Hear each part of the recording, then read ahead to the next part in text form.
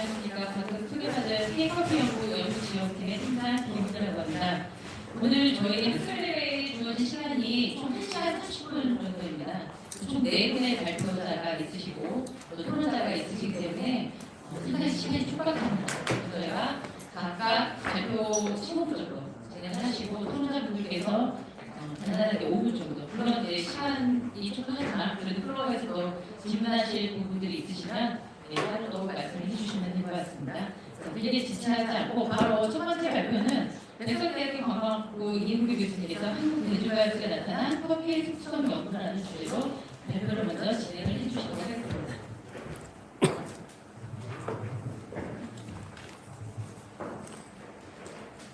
반갑습니다. 대중가요제에 나타난 커피의 특수성 연구는 제가 마이스 콘텐츠 기획학회 학교에서 강의뿐만 아니라 일반 사회에서 전시 기획 행사를 많이 합니다.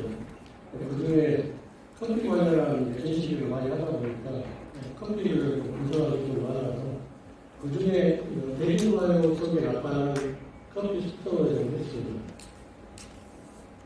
우리가 통상적으로 커피를 우리 사회에서 어떻게 받아들이는가, 커피라고 하는 어떤 음료가 한국 사람들에게 구체적인 인식, 그 인식은 사실 우리가 과거 역사를 돌이켜봐도 나타나겠지만 커피는 조선시대에 이미 우리 사회에 많이 들어와 있었습니다. 실질적으로 근대 시대에 들어왔다고 얘기하지만 고종 이전에, 고종이 우리나라에 최초로 커피를 마셨다고는 알려진 기록도 있지만 그 기록 이전에도 우리 일반 관원들, 조선시대 관원들이 커피를 마셨다는 기록이 공문에 있습니다. 그런 부분을 제가 최근으로 관련 문헌을 찾아가서 정리하고 있는데, 일반 서민들이 커피를 마시고 그게 하나의 대중화가 되지 않았죠. 그런 측면에서 커피가 가져다주는 우리 한국인들에게 보여주는 인식은 상당히 이국적이고 어떻게 보면 매력적인 음료 중에 하나입니다. 그런 음료를 가지고 우리가 어떻게 우리 시대에 발전시킬 거냐. 그게 한 가지 중에 대중가요 속에 나타나는 커피를 가지고 우리가 어떻게 우리 시대에 발전시킬 거냐. 그게 한 가지 중에 대중가요 속에 나타나는 커피 이야기들을 보시면 우리 사회가 이렇게 받아들이는구나. 그게 하나가 여러분이 잘 아시는 윤건이라고 하는 가수가 이 친구는 이제 브라운 아이즈 윤건이 하는 본인이 싱어송라이터기도 하지만 커피에 관련된 곡도 많이 썼고 카페를 운영하고 있습니다. 책도 썼는데 관련된 여러분들이 한번 보시고요. 그래서 이런 우리 사회에서 보는 인식들을 관련해서 대중가요의 어떤 것들이 어떤 특성을 가지고 있는지 분석했고 이에 대한 시사점을 통해서 우리가 앞으로 발전시키는 방향을 고려했습니다. 우리나라 커피 관련 노래는 1968년도 여러분이 잘 아시는 애국어, 이게 신중현이 처음 작성했던 단수입니다.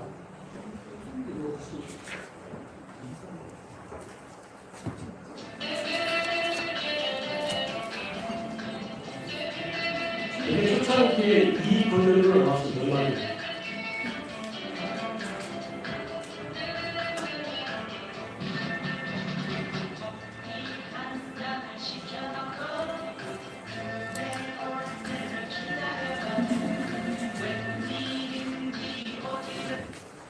약간 지금 들어보는 노래가 많이 틀리죠.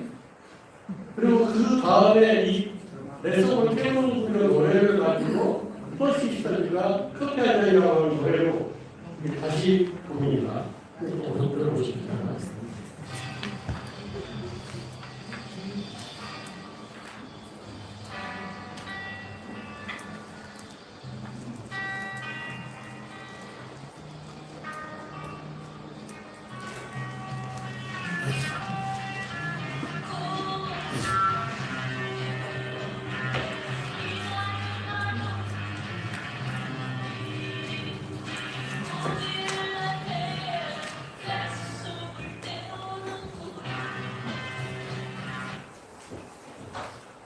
그 후에 브라운 아이즈가 했던 윌커피, 노래들이 많이 나오는데 관련 음악들을 여러분들이 유튜브라든지 그런 것도 있을 것 같고요. 그리고 이 커피에 대해서 상당히 좀 비관적으로 보는 가수가 있습니다. 여러분 잘 아시는 장기화 원주의 싸구려 커피가 있습니다. 싸구려 커피를 마신다라고 하는 그런 가사인데 결국 한국의 대중가요 퀴즈에서 나타나는 커피가 어떻게 진행되고 있냐.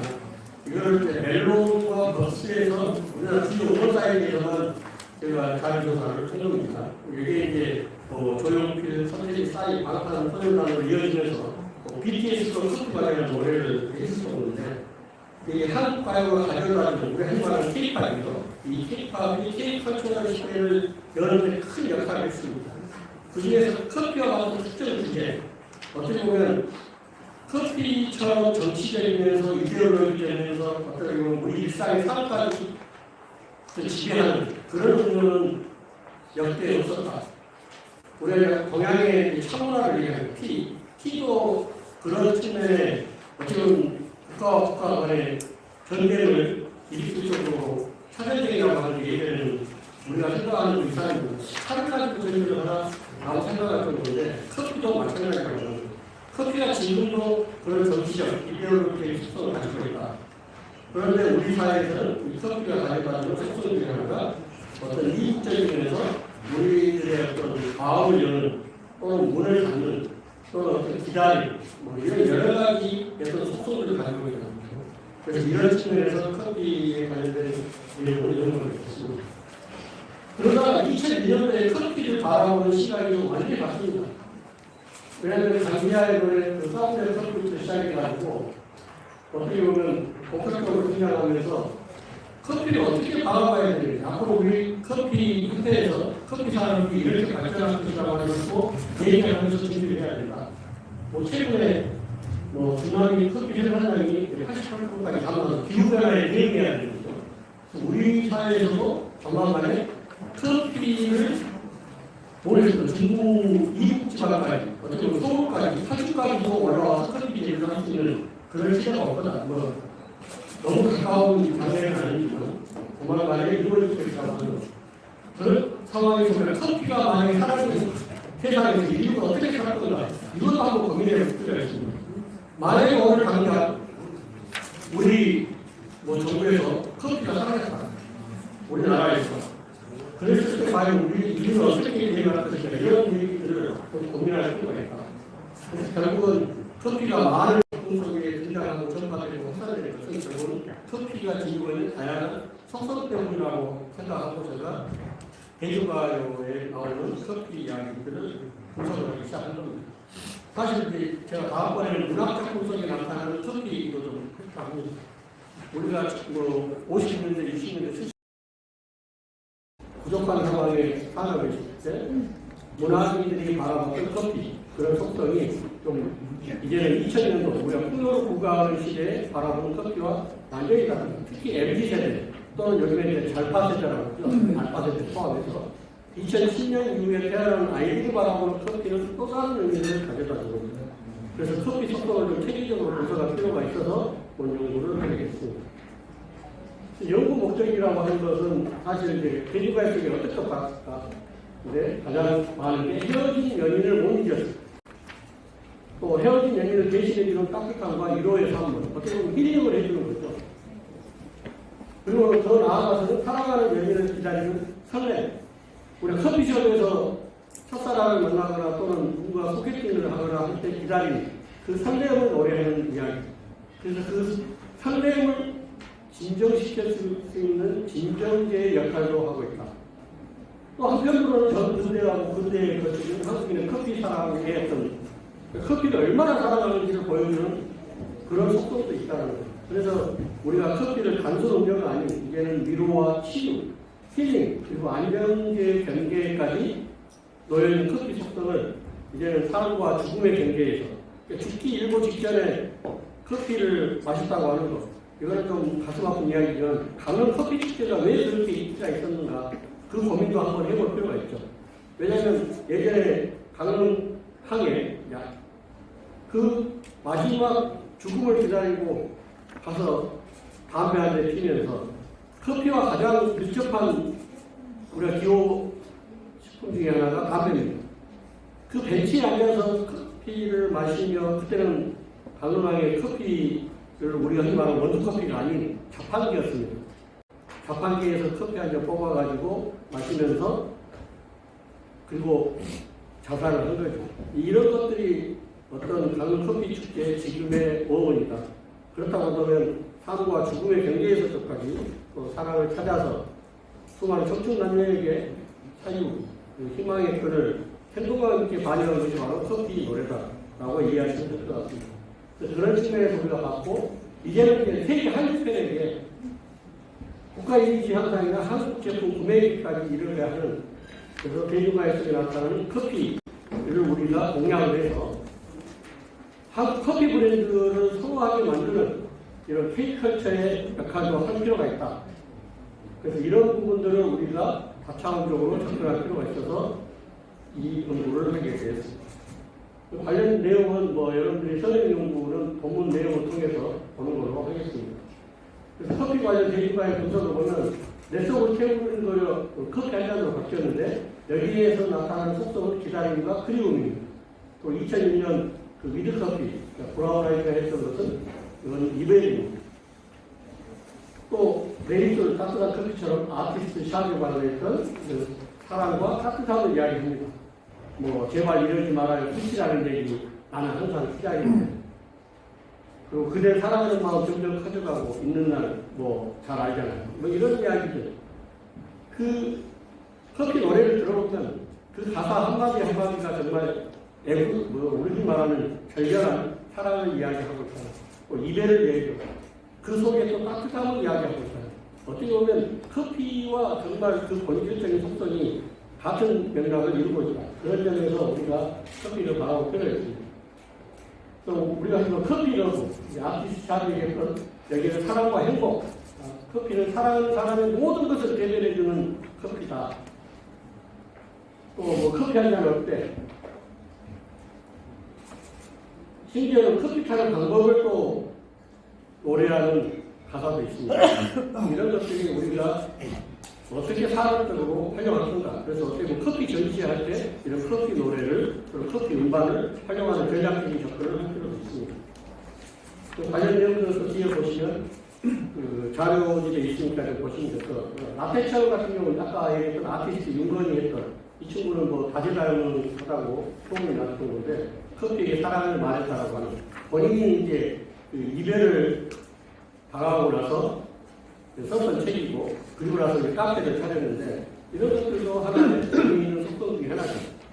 그래서 다음에 커피 협회에서 부를 때 윤건을 불러서 재미있는 뒷이야기들, 이런 얘기도 들어봐도 상당히 재밌을 것 같습니다. 관련된 이건 뒤에 또 보시고요. 어찌됐든 이 커피 관련 대중가요를 분석해 보니까 관련 시사점이 뭐냐? 사랑과 관련된 내용이 제일 많았습니다. 제가 55곡을 가지고 설명했는데, 결국은 커피는 사랑이다.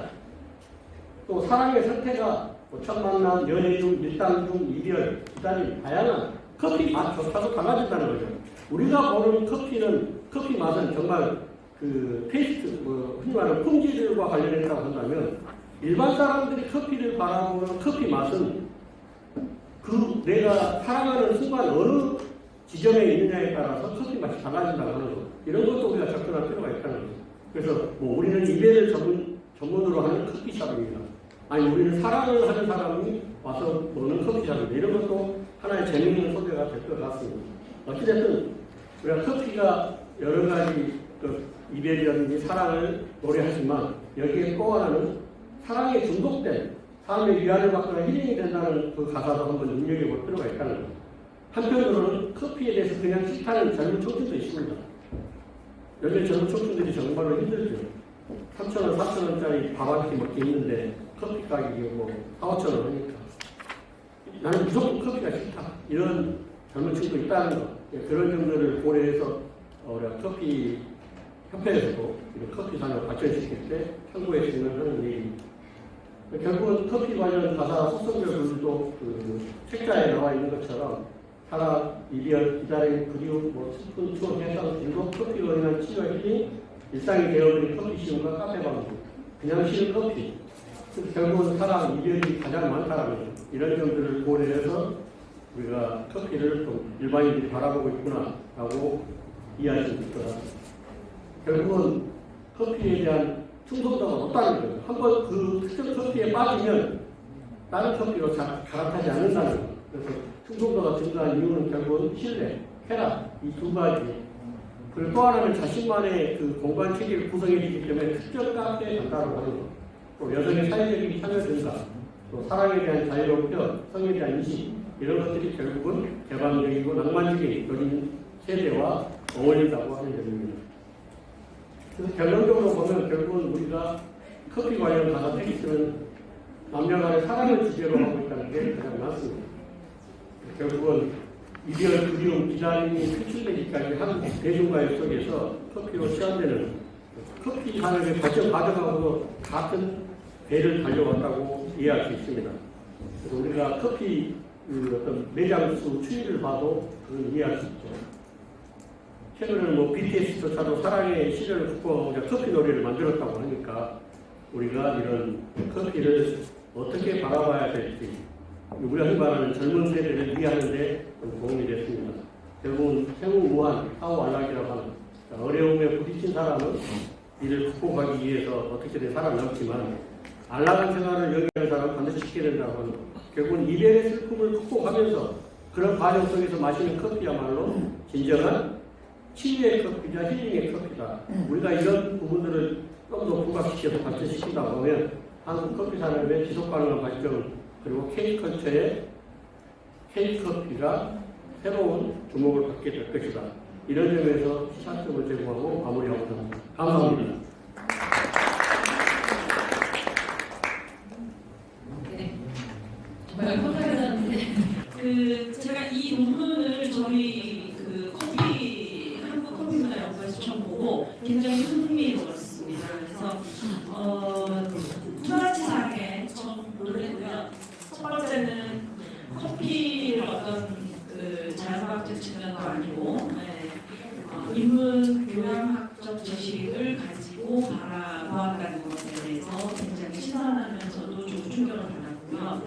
두 번째는 이은규 교수님께서 논문 두 편을 내셨더라고요. 그래서 내주가요, 드라마, 영화 속에 나타난 커피의 속성 연구 이렇게 해서 두 편을 실린 거를 보면 커피를 굉장히 좋아하실 분이라고 생각을 했는데 논문을 쭉 읽다 보니까 논문 안에 개인적으로 커피를 그리 좋아하는 편은 아니지만 이라고 하는 문구가 있었습니다. 그래서 거기에 두 번째 또 충격을 받았죠. 네. 제가 여쭤보고 싶은 거는 1964년에서 2001년도로 바로 넘어가더라고요. 그러니까 한 40년간 커피에 관한 어떤 기사가 없었는지 그게 좀 궁금했고요.